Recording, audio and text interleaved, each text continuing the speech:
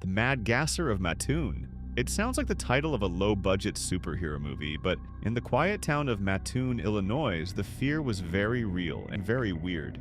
The year was 1944. World War II was raging overseas, but back in the American Midwest, a new kind of terror had emerged. Residents began reporting strange nighttime attacks by a figure they called the Mad Gasser. He didn't rob people. He didn't physically hurt them. No, he gassed them. Victims claimed that late at night they would suddenly be overwhelmed by a sweet, sickly smell, like perfume gone wrong, followed by waves of nausea, dizziness, and partial paralysis. Some couldn't walk. Others felt their throats burning or legs go numb. Panic spread like wildfire. People locked their doors. Men patrolled the streets with shotguns. Housewives slept with knives under their pillows. Because nothing says good night like the fear of being randomly gassed by a creepy night prowler. The local police were bombarded with calls. Witnesses said they saw a tall figure dressed in dark clothing, sometimes wearing a cap or mask, darting through the shadows. Others claimed to see a woman in heels fleeing the scene. Some believe the gasser used a device that sprayed a chemical gas through open windows or under doors, disabling people before slipping away into the night. It wasn't just one or two isolated incidents. Over 24 households reported being hit by the mysterious vapor. Local newspapers ran sensational headlines. The town was in a full-on frenzy. One woman even claimed the gasser left behind a lipstick-like tool, believed to be the delivery device. But here's where it gets weirder. No physical evidence was ever found. Not a single trace. No gas canisters, no fingerprints, no footprints. Nothing. And then, just as suddenly as it began, it stopped. The gasser and the gas disappeared into thin air, literally. So what was going on? Some experts today believe it may have been a classic case of mass hysteria, sparked by wartime anxiety and fueled by news reports and gossip. Maybe the smell came from nearby industrial plants or household chemicals, or perhaps it was a combination of real attacks and psychological suggestion. One person smells something weird. The brain fills in the rest. But there's another theory, the one people in Mattoon whispered when the lights went out, that the gasser was real, that someone had developed a homemade paralytic spray and prowled the streets not to kill but to frighten. To this day, no one knows. The Mad Gasser left no calling card, no demands, and no motive. Just fear, and an unforgettable nickname that somehow manages to be both hilarious and horrifying. The Green Children of Woolpit. In the quiet countryside of medieval England, in the village of Woolpit, something utterly bizarre wandered into history. Two children appeared out of nowhere, a boy and a girl, speaking an unknown language, wearing metallic-looking clothing, and most strikingly, their skin was green, like alien cosplay green. Nobody knew who they were or where they had come from. They wouldn't eat any food except raw beans. Only after a while did they adapt to normal meals. As they did, their green hue began to fade. Tragically, the boy became ill and died. But the girl lived, and with time, she learned English. When she could finally speak, her story raised more eyebrows than a royal scandal. She said they came from a place called St.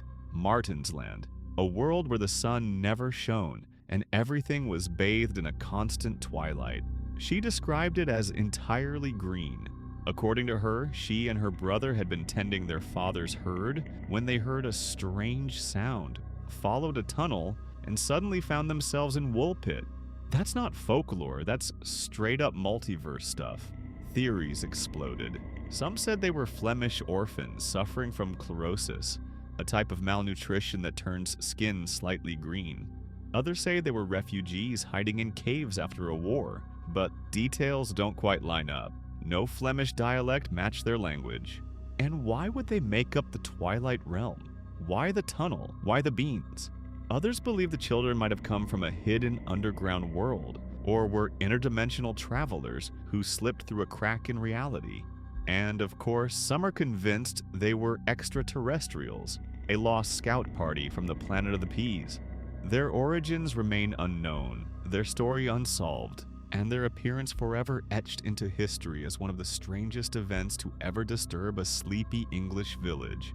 The Dancing Plague of 1518, when dancing to death was not a metaphor. It started with one woman, just one, Stepping into the streets of Strasbourg, she began to dance. There was no music, no celebration, just frantic, relentless movement.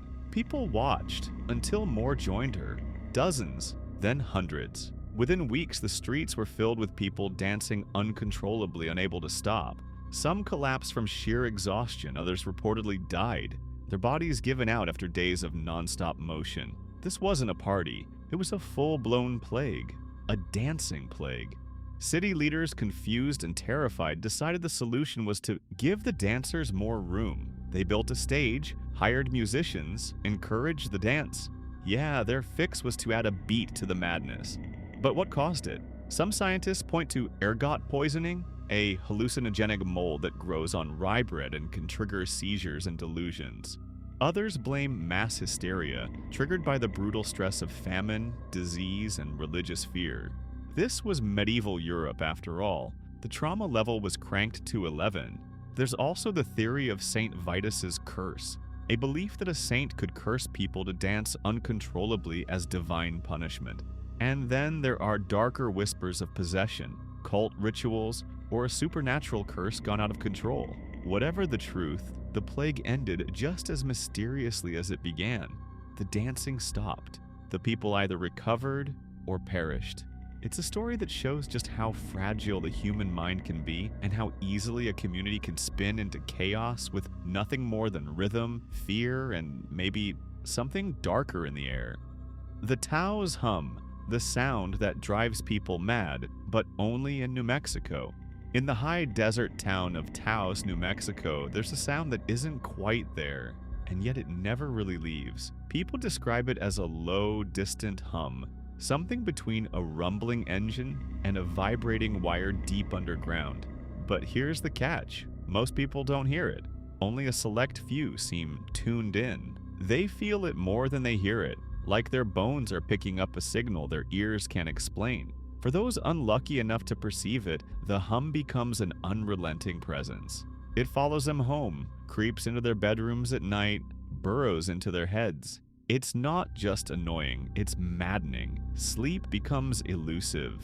Anxiety creeps in, and in some extreme cases, people have packed up and left town, desperate for silence that never comes. Back in the early 90s, the hum made so much noise, metaphorically, that even Congress got involved. Experts came to town with high-tech equipment, ready to unravel the mystery. They scanned the terrain, checked for industrial signals, even considered the possibility of hallucinations. But when all the readings came back flat, the researchers were stumped. There was nothing there, and yet the sound persisted. Some believe it might be tied to strange acoustic phenomena, vibrations in the Earth's crust maybe, or sound waves too low for ordinary detection. Others blame military tests, secret installations, or electromagnetic signals bouncing through the atmosphere. Then there are those who don't look outward at all, but inward, suggesting that the hum is born inside the brain, the result of stress, trauma, or some strange quirk of human biology. And still, there's a more poetic idea floating around. Maybe it's the planet itself, old, vast, alive in its own way, humming softly to those sensitive enough to hear it. Whatever the cause, one thing remains certain. The Taos Hum isn't just a sound. It's a mystery that vibrates just below the surface of reality and quiet, invisible, and absolutely unsolved. The wow signal. Did we just pick up an alien broadcast? Somewhere in the endless quiet of space, something shouted, and Earth may have accidentally picked up the call. Back in 1977, a radio telescope in Ohio called the Big Ear was quietly listening to the cosmos, waiting for something interesting. Most days it caught nothing but static, the kind of endless white noise that fills the vacuum of the universe. But then, for just over a minute, the quiet broke. The signal was loud, clear, and completely unexpected. It came from deep space, on a frequency often associated with hydrogen, the most abundant element in the cosmos, and conveniently, one scientists have speculated aliens might use if they were trying to make contact. When astronomer Jerry Amon saw the printout of the signal, he was so stunned by the clarity and intensity that he grabbed a red pen and wrote one word in the margins: wow. The name stuck. The wow signal became the best possible evidence that someone, or something out there might have tried to reach us. What's eerie is that it never happened again. No repetition, no pattern, just a single burst, like a cosmic hand waving at us from across the stars. Scientists tried to track the origin, monitor the same region, analyze possible causes, but the skies stayed silent. Some have suggested it could have been a passing object, maybe a stray satellite or a reflection from a comet. Others say it might have been something human-made, bouncing unintentionally off the ionosphere. But the strength of the signal, its alignment with a key scientific frequency, and the utter lack of follow-up interference make those explanations feel like long shots. And then there's the most tantalizing possibility that we caught a snippet of an alien transmission, a whisper in the void, meant for someone, maybe anyone, maybe us. Signal stands as a lonely peak in a vast landscape of radio silence. We may never know what it was, but for 72 seconds the universe said something, and we've been waiting for it to speak again ever since. D.B. Cooper, the skyjacker who jumped into legend. Thanksgiving Eve 1971. A man in a black suit carrying a briefcase boards a plane from Portland to Seattle. He's quiet, polite, orders a bourbon, lights a cigarette, his name on the ticket, Dan Cooper. About halfway through the flight, he slips a note to the flight attendant. She thinks it's his number, maybe a flirtation, but the truth is far more chilling. I have a bomb. And just like that, Dan Cooper hijacks the plane, almost like a businessman finalizing a deal. He makes his demands: $200,000 in cash, 4 parachutes, and a refueling truck waiting when they land. No one is harmed. The passengers are let go. The crew stays on board. Then, as the plane takes off again, this time bound for Mexico City, Cooper instructs the pilot to fly low and slow. Somewhere over the dark, forested wilderness of Washington State, during a rainstorm, the cabin door opens. He steps into the wind and jumps. Just like that, he disappears. The FBI launched one of the largest manhunts in U.S. history. They searched the woods, rivers, mountains, found nothing. Not a parachute, not a body. Just a few bundles of weathered cash discovered years later along the Columbia River, buried under mud, still wrapped in the same rubber bands used during the ransom handoff.